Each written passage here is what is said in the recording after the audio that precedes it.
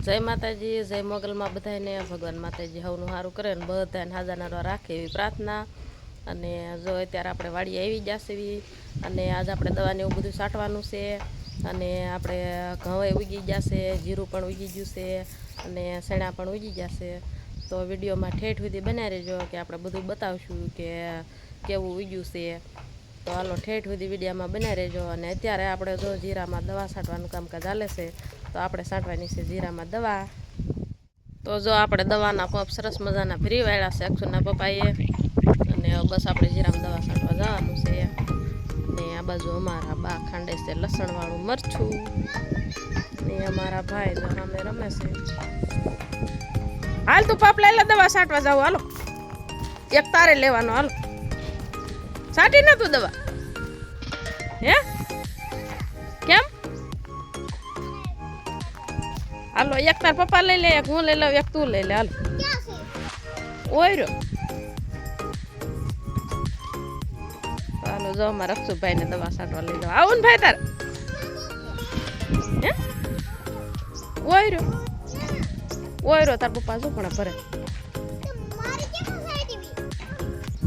આવે છે ને તું છાંટવા હે। તો જો અમારા ભાઈ રમવા માંડ્યા છે અને આપણે આ માંડવીને દવણું કર્યું હતું, ધૂળના ઢગલા જો પડ્યા છે તો એ ભરીને જોઈએ અમારે હારે છે। હાલો તો અમે જઈએ દવા છાંટવા। તો જો આપણે પપ લઈને આવતા રહ્યા છે અને આમાં આપણું જીરું આવેલું છે તો આમાં આપણે છાંટવાની દવા। તો જો અક્ષરના પપ્પા તો ચાલુ કરી દીધું છે અને આપણે પણ હાલો ચાલુ કરી દેવી। ને જો આ સાઈડ કપા વાવેલો છે અને આમાં આપણે માંડવી હતી તો આમાં આપણે જીરું વાવ્યું છે તો હાલો હવે છાંટવાનું કરી દેવી। તો આપણે કરી દીધું ચાલુ છાંટવાનું।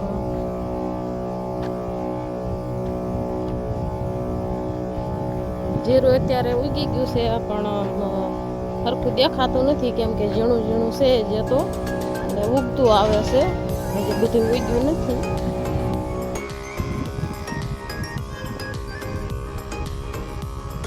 જો આપણે હવે દવા છટાઈ હોતન ગઈ છે અને હવે બીજું આપણે છે પડવું એમાં વાવેલું છે તો આપણે જવાનું બીજા પડામાં છાંટવા। તો છેલ્લો કેરો બાકી રહ્યો છે, બાકી તો બધી છટાઈ ગઈ તો બધી છાંટી દીધી છે। અને આ રીતના જો અમે જીરું વાવ્યું છે, લાંબા કેરા હતા પણ વચ્ચે એક ધોરિયો નાખ્યો છે કેમ કે પાણી એક સરખું હાલે ને એટલે પછી એક ધોરિયો નાખ્યો છે। આ રીતે જીરું વાવ્યું છે। તો જો આપણે પપ ખાલી કરીને વાડી આવતા રહ્યા છીએ અને અમારા ભાઈ થઈ ગયા છે તૈયાર કેમ કે ઈ જાય છે, ક્યાં જાવ છો તમે ભણવા? અમારા ભાઈ જો ઉપડ્યા છે ભણવા અને આપણે હવે બીજા પપ ભરવાના છે, એ પડામાં છટાઈ ગઈ અને બીજા પડામાં આપણે જવાનું છાંટવા।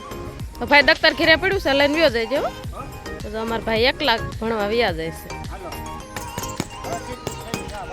હાલો બાય બાય।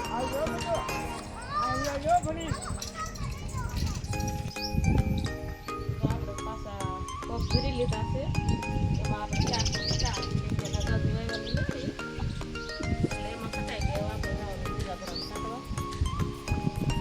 તો પાછા આપણા ત્રીજા પર ભરી લીધું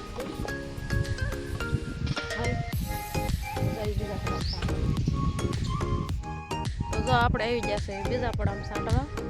ને આ મારું જો બીજું જીરું વાવેલું છે, બીજા પડામાં બે જગ્યાએ જીરું આપણે વાવેલું છે તો આમાં દવા છાંટવાની છે। તો હાલો ઠેઠ સુધી વિડીયો લેજો કરી દેવી ચાલુ છાંટવાનું। જો આમાં આપણે કરી દીધું છાંટવાનું ચાલુ। અત્યારે આમાં થોડુંક ઉતાવળું હાલવું પડે કેમ કે જીરું જે નાનું છે એટલે અત્યારે ઉતાવળું હાલવું પડે, પછી થોડુંક મોટું થઈ જાય ત્યારે તો ધીમું હાલવું પડે।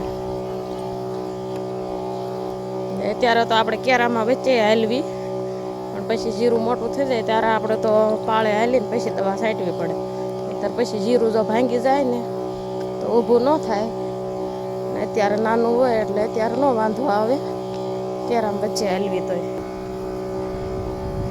જો આવી રીતના અમે કાંઈક દવા છાંટવી છે।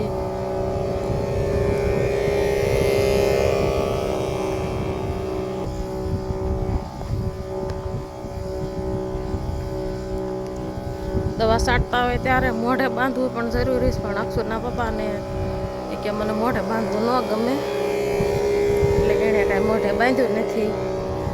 આપણે તો સુંદડી બાંધેલી જ મોઢે, કેમ કે દવા એક ઝેર જ કહેવાય એટલે મોઢે બાંધવું પણ જરૂરી છે. એ કાંઈ બાંધતા નથી.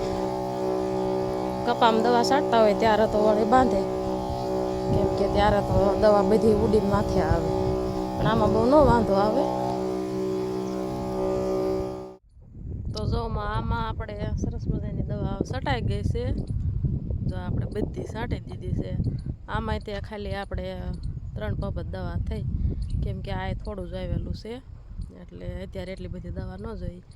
જો સરસ મજાની આમાં પણ છટાઈ ગઈ છે. અને હવે આપણે જેવી વાળીએ, કેમ કે હવે આપણે ઢોરને નીણને એવું બધું નાખવાનું છે.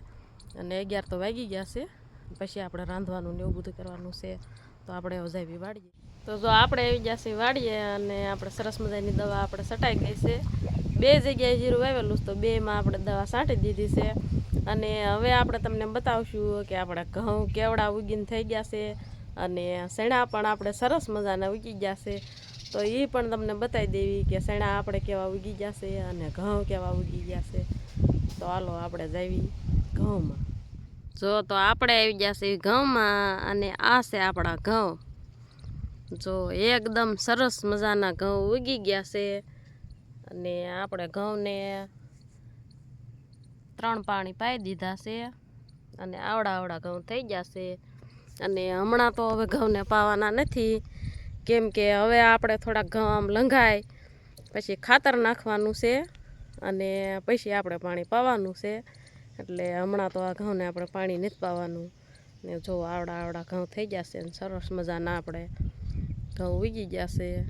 અને માંડવી આમાં કોક ઉગી છે. આપણે વીણીત લીધી હતી, પણ તોય થોડીક જમીનમાં રહી ગઈ હોય, એ કોક ઉગી છે. બાકી બીજું ખડ નથી ઉગ્યું આમાં, કેમ કે આમાં પણ આપણે બાસાલીને છાંટી હતી, એટલે ઘઉંમાં જો બહુ કાંઈ ખડ છે નહીં.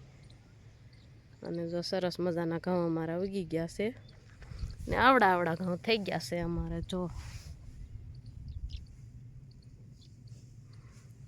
હાલો હવે આપણે જઈએ છેણામાં, કેમ કે શેણા સરસ મજાના ઉગી ગયા છે. તો જો આપણે આવી ગયા છે શેણામાં, અને આ બધા આપણા શેણા વાવેલા છે. જો અને શેણા પણ સરસ મજાના ઉગી ગયા છે. જો આપણા શેણા પણ આવડા થઈ ગયા સુગીને. જો સરસ ઉગી ગયા શેણા. આપણે એક કેરામાં 3 સા કરેલા છે, કેમ કે હાથી આંકવાનું હરખું આવે એટલે આપણે 3 જ સા કર્યા છે. અમુક 4 સા પણ કરે, આપણે તો કેરામાં 3 જ સા કરેલા છે. અને સરસ મજાના અમારા શેણા જો ઉગી ગયા છે. આ રીતના વાવ્યા છે શેણા અમે. બધા શેણા વાવેલા છે. અને આ સાઈડ આપણે મકાઈ વાવેલી છે, કેમ કે આપણે ઢોર છે એટલે નીણ પણ વાવી છે, તો આપણે વાવી દીધી મકાઈ. જો આ બાજુ આપણે વાવેલી છે મકાઈ પણ સરસ મજાની ઉગી ગઈ છે. જો આ છે અમારી મકાઈ. જો આ રીતના મકાઈ વાવી છે અમે, અને સરસ મજાની મકાઈ ઉગી ગઈ છે.